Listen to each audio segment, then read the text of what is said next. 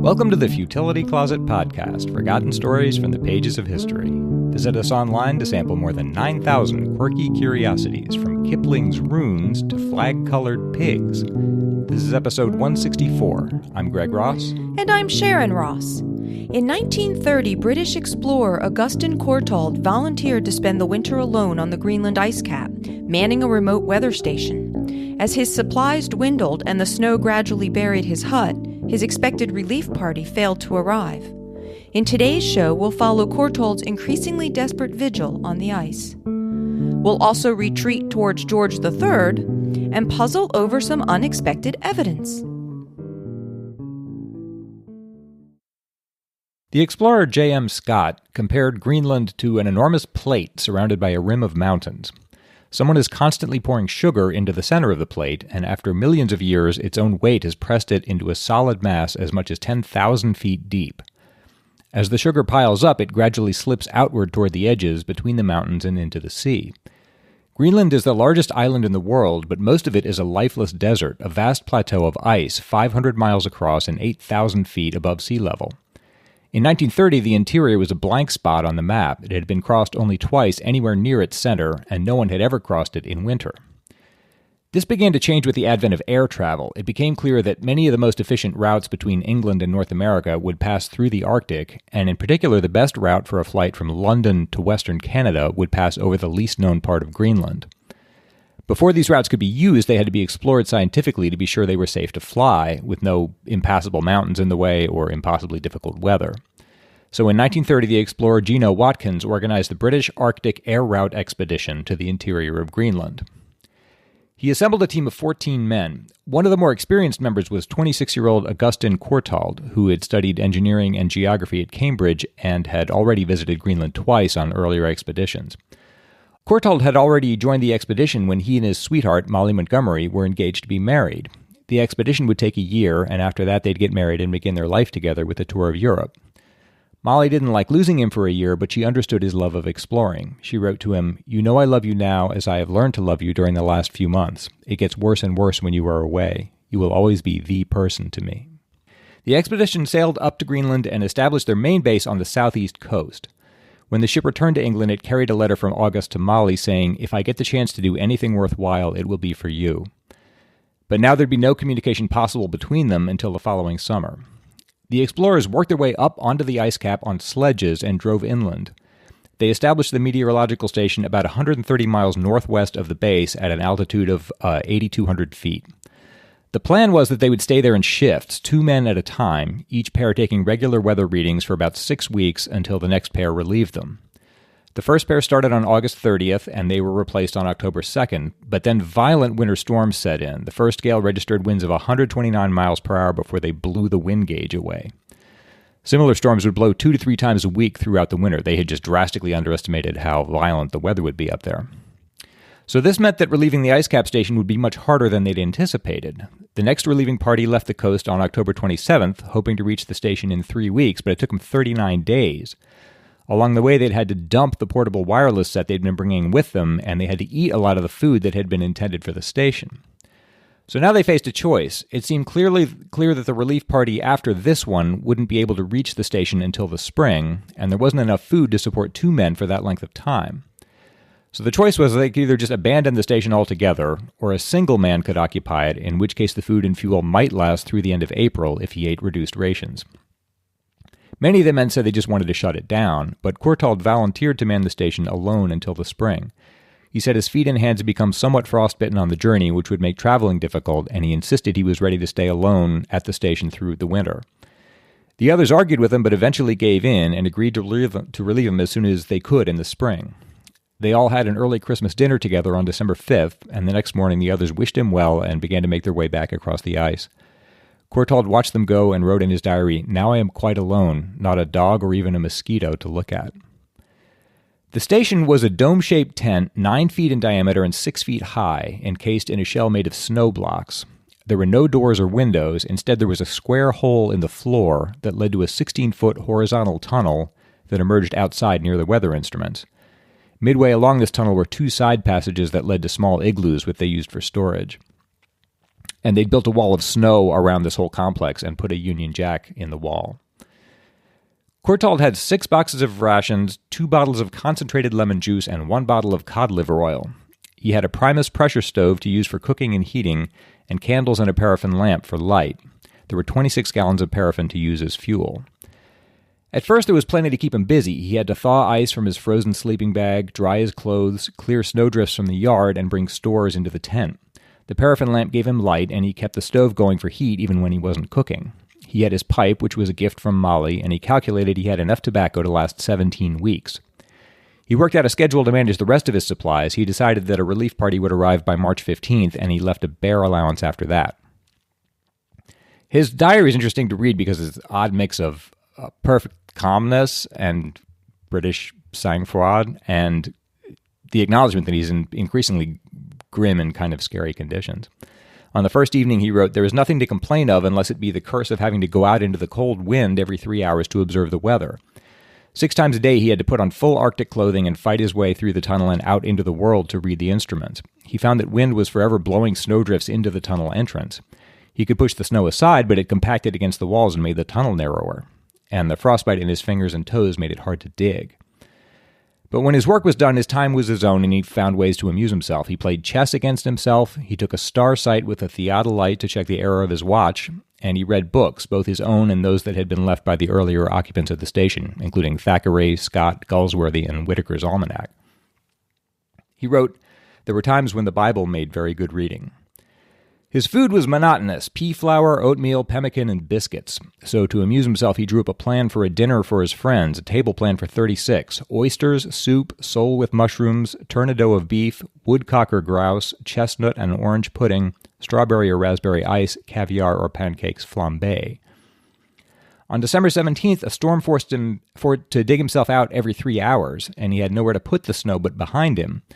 Soon there was just a small gap below the roof of the tunnel, and even then his digging couldn't keep pace with the snowfall. A half hour after he dug himself out, the tunnel entrance was full of snow again. On December 20th, the storm cleared, but the temperature dropped to 40 below zero. On the evening of the 21st, he wrote, "Aurora wonderful tonight, like purple smoke wreaths twisting and writhing all over the sky. At 10 o'clock it was completely still. The silence outside was almost terrible. Nothing to hear but one's heart beating and the blood ticking in one's veins." On Christmas Eve, he made a worrying discovery. 2 of the paraffin tins were damaged, and 4 gallons of fuel had leaked away. He'd have to use the Primus stove for cooking only and rely on the lamp for heat. But he was still in good cheer. He wrote, "I really don't miss the good things of Christmas very much, though I should rather like a bit of fresh meat and a mince pie, and even more a bit of plum pudding."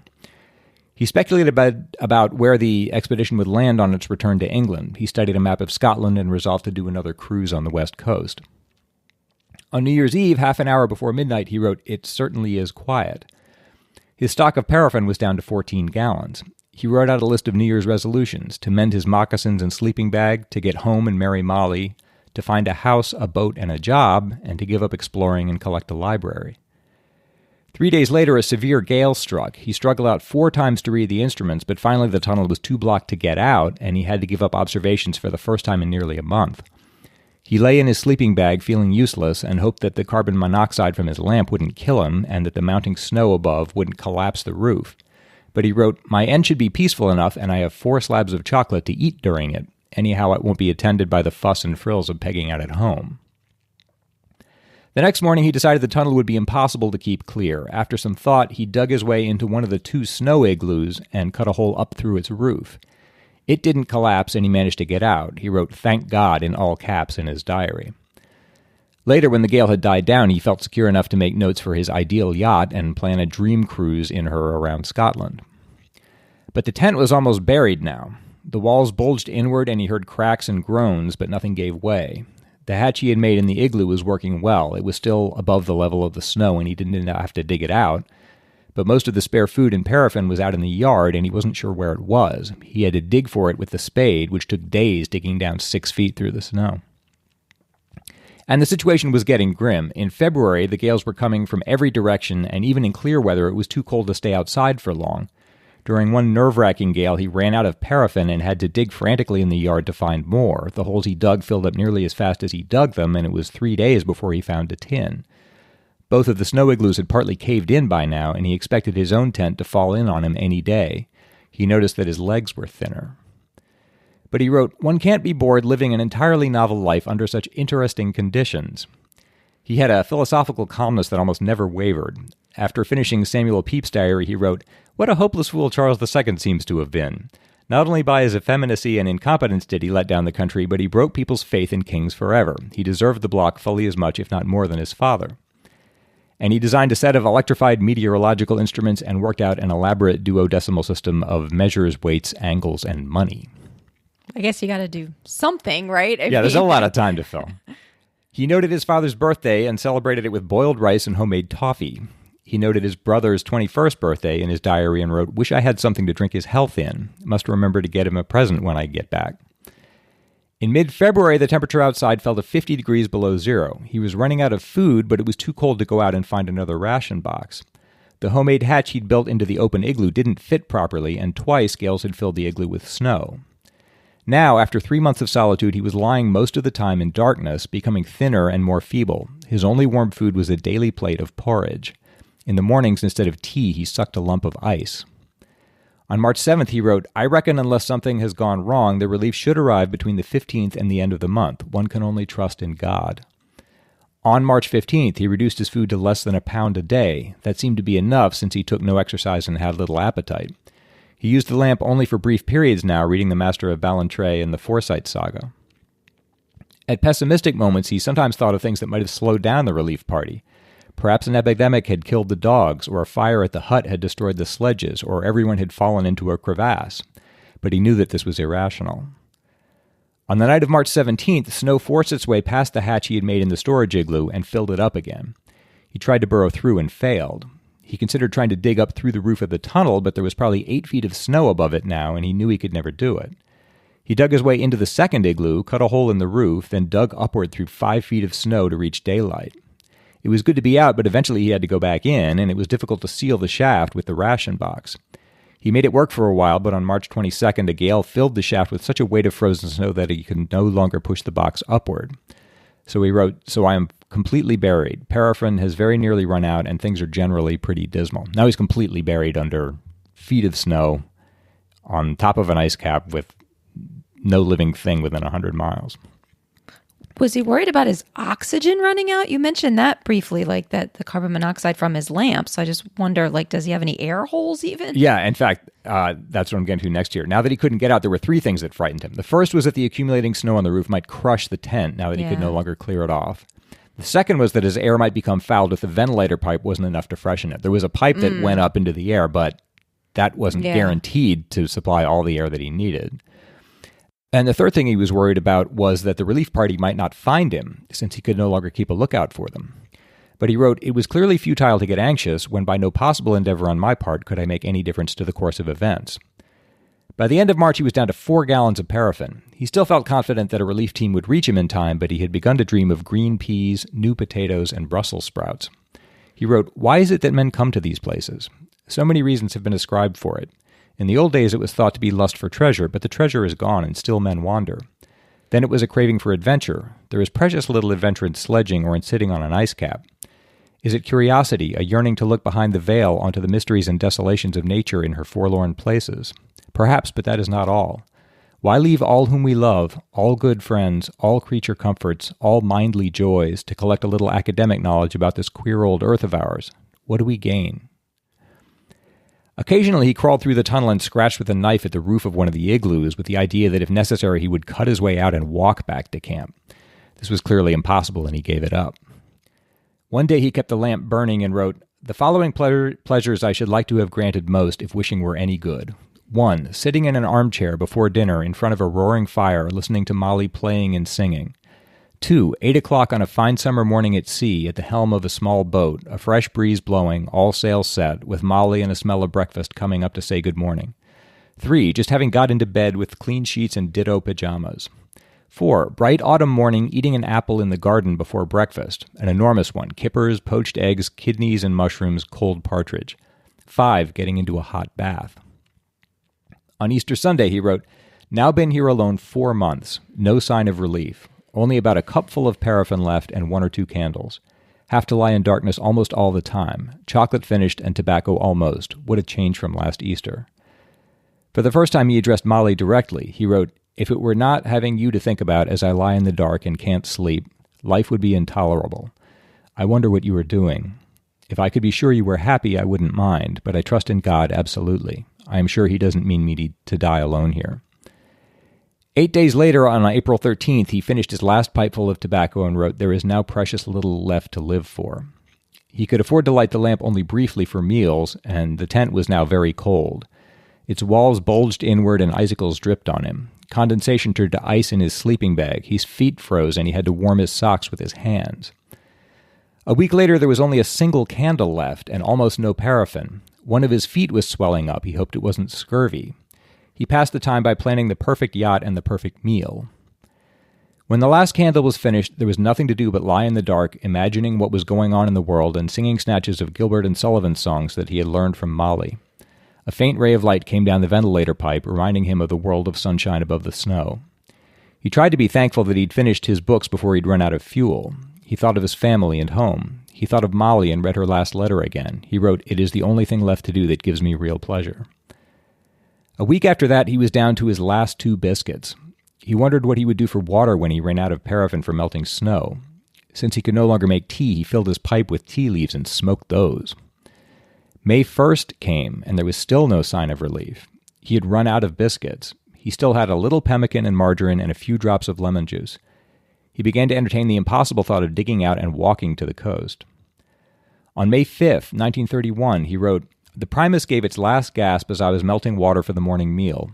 I was lying in my bag after this so-called meal of a bit of pemmican and margarine and had just decided that I should have to start to walk back on June 1st if I could get out, when suddenly there was an appalling noise like a bus going by, followed by confused yelling.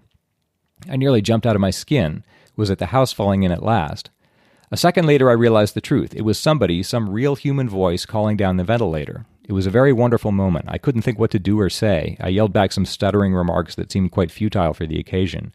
'Hooray,' they shouted. 'Are you all right?' 'Yes, thank God you've come. I'm perfectly fit.' 'Thank God,' they said.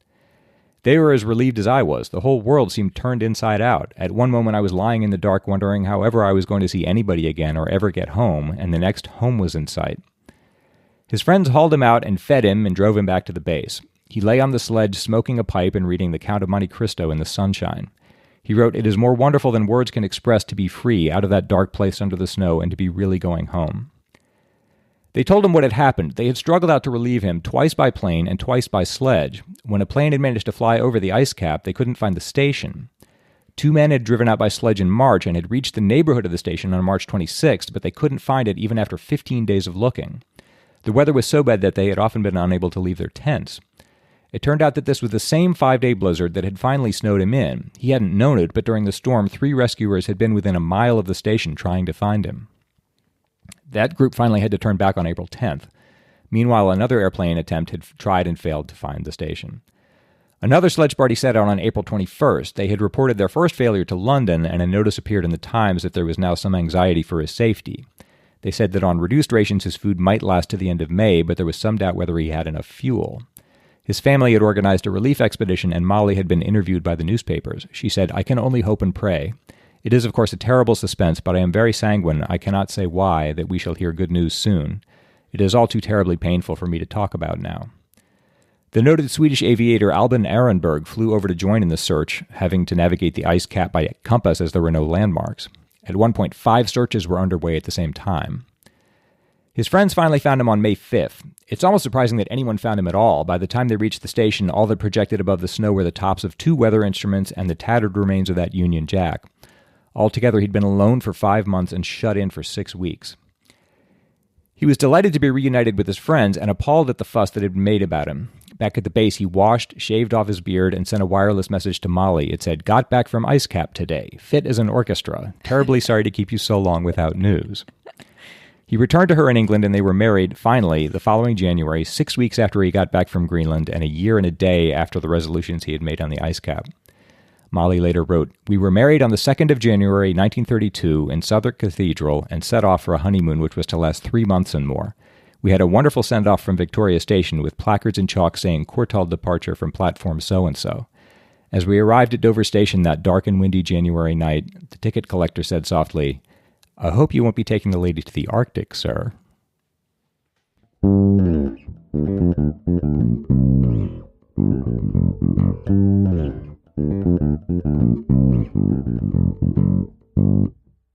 Charles Hargrove sent in a follow-up to episode 155. I was listening to the recent podcast that mentioned mistakes at Queen Victoria's coronation and was reminded of my favorite coronation mistake. When King George III was crowned, there was a nobleman who was supposed to ride down the aisle of the church and then, because it was rude to turn your back on the king, have the horse back down the aisle. He trained the horse well, so well in fact that it backed down the aisle to King George and then backed out again to applause. And this incident is reported in Matthew Conservic's book, Sex, Scandal, and Celebrity in Late 18th Century England. And thanks to Charles for sending the reference.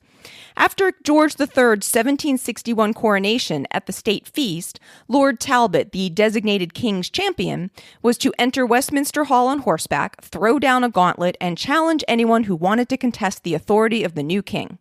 As Charles noted, Talbot trained his horse to walk backwards so that it wouldn't present its rear end to the king when it walked back out of the hall.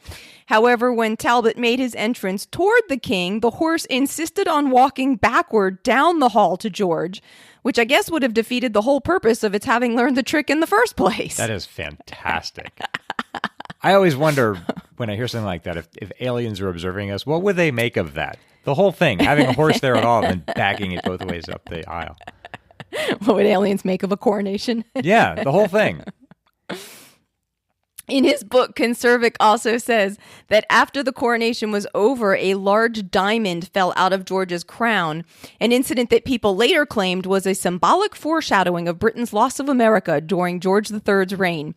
Though it seems to me that you can always find a meaning for these kinds of things after the fact, it would be a lot more impressive to me if it were clear what they meant when they actually happened, right? Yeah, that must be nerve-wracking, all these symbolic portents, no matter what happens.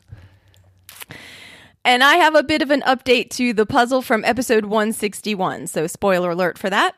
That was the puzzle about a law in Pitkin County, Colorado in 2010 that would require external doors to have round doorknobs to make it harder for bears to get into people's homes. Orion wrote, I just listened to episode 161, which included the puzzle about round doorknobs. I grew up in western Massachusetts, and we had black bears in the woods by our house. If we left our bird feeder up too long in spring after they woke from hibernation, we would sometimes find one of the bears on our second floor deck gnawing at the feeder. This was a serious concern since the doors to the deck had long handles instead of knobs and opened inward. Our parents warned me and my siblings to keep these doors locked if the bear came, lest it lean on the handle and fall into the house. Thanks for all the work you put into the show. And I have some follow-ups on this topic myself that show that this bears getting into houses thing is actually a real concern. In July, a homeowner in Colorado Springs, Colorado, woke up to find his kitchen torn apart. When he checked the surveillance video for his house, he discovered that a bear had gotten in and had opened the fridge, torn apart cabinets, and wandered through the house, rummaging through every room that had an open door. The homeowner had been oblivious to the whole thing, so that must have been pretty unsettling to see what he'd slept through, no? Yeah. So I guess the bear found its way back out before. Yes. Thank goodness he didn't wake up to find the bear in there. He just found his whole house torn apart. And really badly. I would think if a bear does a number on your house, it really doesn't hold back. And parks and wildlife officers later tracked down the bear and euthanized it as they couldn't think of a way to ensure that it wouldn't break into other homes and be a threat. And we'll have some links to some of that video in the show notes if you want to see a bear rummaging through someone's kitchen. It was kind of amazing to me how easily it seemed to be able to open the refrigerator and some of the cabinets. It's like, where did it learn that skill? Closer to our area, there were some incidents last month in western North Carolina of bears getting into people's vehicles. In North Asheville, a woman learned that a bear was trapped in her SUV after a sheriff's deputy knocked on her door to tell her there was a bear sitting in her car. The bear may have been lured in by a pack of gum and a protein bar that had been left in the vehicle, and apparently it couldn't figure out how to get back out after the door closed on it. The bear ripped up the interior of the SUV and was reported to be panting badly when it was finally let out by a game warden, so they think that the bear had likely been in the vehicle for several hours. And a family in Cashiers, North Carolina, found a bear in their SUV after they heard it honking the horn.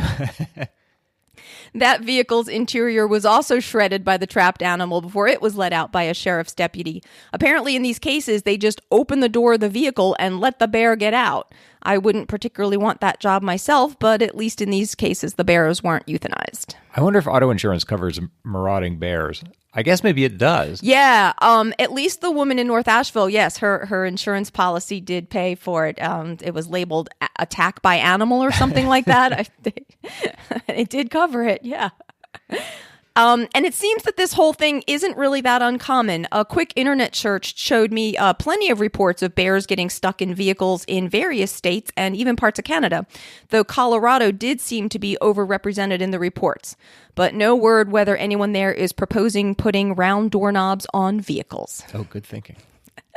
So thanks so much to everyone who sends in their comments and feedback. If you have anything you'd like to say, you can reach us at podcast@futilitycloset.com. And a special thank you in advance if you give me some tips on how to correctly pronounce your name. It's Greg's turn to try to solve a lateral thinking puzzle. I am going to give him an odd-sounding situation, and he has to try to figure out what's going on, asking only yes or no questions. This puzzle comes from me. Oh, good. A man's expensive house burns down. The man claims that he was sleeping when the fire started and that he managed to save many of his belongings by stuffing them into bags, smashing the window with his cane, hurling the bags out of the window before climbing out of the window himself. Investigators suspect arson and insurance fraud, but there are no witnesses or cameras that could tell them what had happened. However, one of the investigators comes to realize that there was some information that could be used to either corroborate or help disprove the man's story. What was that? Is this true? It is true. Really? Yes. I saw a strange newspaper article and thought, wow, I got to make a lateral thinking puzzle out of that. Okay. Okay. You said what they discovered is that there was some information available that would help decide it. Yes. Not that they did. Oh, never mind that. Okay. He's saying he put his valuables into bags. Yeah. Smashed the window. Threw them out threw the bags out the window, climbed out the window himself. Okay. And so they think there might be something fishy about that story. The whole story, yeah. Does that have something to do with the window? No. Not that it's unbreakable or something. Correct. You said he smashed it with his cane? Is Yes. that important? Yes. He's not the healthiest of people. Does it have to do with the fact that he just wouldn't be strong enough to do the things he describes? That was part of what they suspected, although that would be hard to prove, right? I guess they could set up another bedroom and have him try to do it, but yeah. That was part of what made them start to be suspicious. Okay. So does the information that they're talking about have to do with his physical strength? No. Or health status, just his ability to do this thing? Not exactly. But somewhat. Yeah, it's related to health. His health. His health. Is it okay? So would you call these health records the information that they're looking for? Some kind of record about his health or abilities, physical abilities? Not exactly. Do we need to know more about him, his identity or occupation, anything like that? No. Okay, he's a man. He's a man. Are there other people involved? No. Okay, so it's just that. Yes. It's pretty straightforward. Okay. Well, do I need to know more about the belongings or the bags or anything like that? Nope. All he's saying is he threw this stuff out the window. Yeah. And there may be something fishy about that. So there's some, just to finish this out, they realize there's some information they could get that would help them to decide whether... Yes, it would either help corroborate or disprove his story. And presumably they went and got that and reached some conclusion. Yes. Well, if it's not his...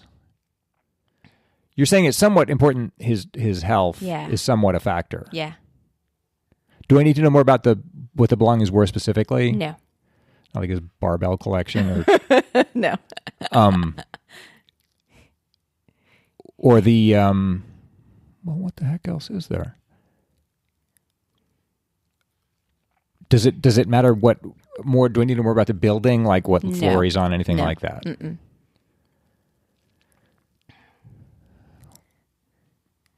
So he's claiming he was asleep, and then he's basically claiming that he was doing all this activity.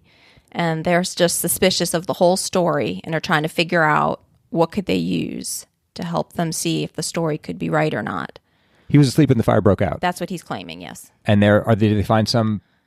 Did you think it's fishy that perhaps he might not have woken up or have been able to operate at this level right after waking up? No. So it's not that it happened. No, they find some more objective data than that, rather than we just don't think you could have done that, kind of thing. They find some very objective data. That shows that he couldn't have. Did he turn out to be guilty? Was it fraud? Yes. Oh, so they found some evidence that showed that his story couldn't be true. It was extremely unlikely to be true, yes. Did it show that he hadn't been asleep? Yes. They found evidence that showed that, was it his clock had been set to a different time or something? No, they found evidence that showed that he wasn't asleep when he claims he was unlikely to have been asleep when he claims he was, and that he was unlikely to have done as much activity as it would take to, do this whole stuff all your belongings in bags and smash a window and throw them out the window. And that's a lot of activity all in a short period of time. Did it have to do with his heart rate or something like that? Yes. Some kind of monitor that showed how active he'd been. Yes. Yeah, I don't know quite what that would be, but like a fitness tracker or something. Yeah, I thought about that. Nowadays, yeah, you could say a fitness tracker, and that would have been it. But that wasn't actually what they used, because you'd have to be pretty stupid to leave your fitness tracker on, right, while you were doing this. But this is something that he couldn't have changed. But you're really on the right path. And it has to do with his health status. A pacemaker or some kind of heart monitor. That's exactly what it is. He was wearing a pacemaker, and that's basically an electronic heart monitor for people who have cardiac arrhythmias. This happened in 2016 to Ross Compton and his home in Middleton, Ohio, and the data investigators were able to get data from his pacemaker that included his heart rate and cardiac rhythms prior to, during, and after the fire, right? So Deputy Fire Chief Jeff Spalding said, "It won't say what you're doing, obviously, but it would help corroborate his story. It was much more informative than we had thought." So they could see that he was much more active than he should have been when he was supposedly asleep. That's good. And that he was a lot less active. There was a lot less strain on his heart when he should have been running around and smashing windows and throwing bags out of them. That's really clever, because he obviously, you wouldn't think of that. Right, and he couldn't change it. I mean, you can't take your pacemaker out on your own, right? That's really clever for them to have thought to look there. He was arrested and charged with aggravated arson and insurance fraud. Wow. Crime does not pay. If anybody has a puzzle they would like to send in for us to try, please send it to us at podcast@futilitycloset.com. And if you'd like one of us in particular to read your puzzle, you can put that in the subject line. Futility Closet is a full-time commitment for us, and we really do depend on the support of our listeners. If you would like to help support the show and get bonus material such as outtakes, extra discussion of stories, peeks behind the scenes, and updates on Sasha, the furriest podcast mascot we know, then check out our Patreon campaign at patreon.com/futilitycloset or see the support us section of the website. At the website, you'll also find over 9,000 quirky curiosities, the Futility Closet store, and the show notes for the podcast, with links and references for the topics we cover. If you have any questions or comments for us, you can email us at podcast@futilitycloset.com. Our music was written and performed by the amazing Doug Ross. Thanks for listening, and we'll talk to you next week.